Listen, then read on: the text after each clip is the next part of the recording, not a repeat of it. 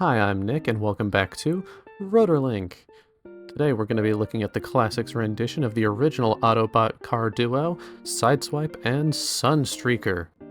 These two dapper lads turn into the 2008 Lamborghini Gallardo Superleggera, modified with a custom engine supercharger intake. These two come in their particular colors of cherry red and mustard yellow, which, I mean, isn't terrible, but it definitely ain't that pretty. Starting with the details in the back, we have the custom painted license plates, the Superleggera spoiler, and then on the side here we have pinned wheels, taillights painted in, some bisected windows, and then here around the front we can see the supercharger intake as previously mentioned, and the translucent headlights. They're both pretty nice looking cars, and now for some size comparisons. Here we have Legacy United Deluxe Cliffjumper, Voyager Tarn, and the 86 Commander Optimus Prime. And if you look here, I think these scale pretty well together. Despite these being deluxe cars from the time, they scale to about Voyager now, which I think fits really well. Hopping right into the transformation, these two are actually extremely similar given that they're the same mold, except that one has to be flipped the other side around to make the back of the first figure the chest of the second, which actually looks really cool in robot mode. Now, the front of the car is built on two sliding rail systems, which gets really tricky to get apart, and as you can see I kind of struggled a bit. But I mean, the rest of the thing, it's clicky, it's nice, it's really just a solid transformation overall.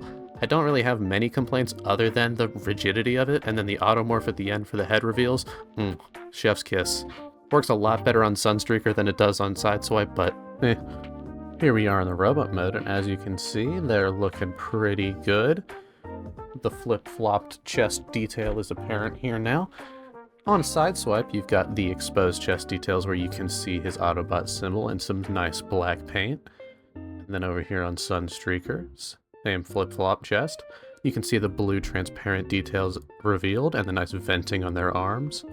Little flip, the little like door panels, you can do whatever you want with those. Doesn't really matter. Sunstreaker's gun is unpainted, but Sideswipe's gun is painted to reminisce his shoulder cannon from the original cartoon. Here you can see the backpack being formed from that supercharger from before. And now, back here, on Sideswipe, you can see it kind of makes his jetpack. And here's my big problem. The automorph panel here on Sideswipe is really loose. It just does not want to stay up. It makes his head sink all the time. They're also just not that well balanced. Here is the head sculpts. You can see one is much prettier than the other. Poor Sideswipe. I don't know what happened here. But yeah, he's got the melon head. Sunstreaker though, very pretty. I love his little horns. They're nice. He's got the nice blue eyes. He's kind of angry. Kind of squishy. In terms of posability, they're both really good. Even in terms of modern posability, they have everything you could really want, including waist swivels, wrist swivels, ankle tilts, double jointed elbows, the works. It's just really good. Now for some size comparisons, we have Legacy United Cliffjumper, Voyager Tarn, SS-86 Commander Class Optimus Prime.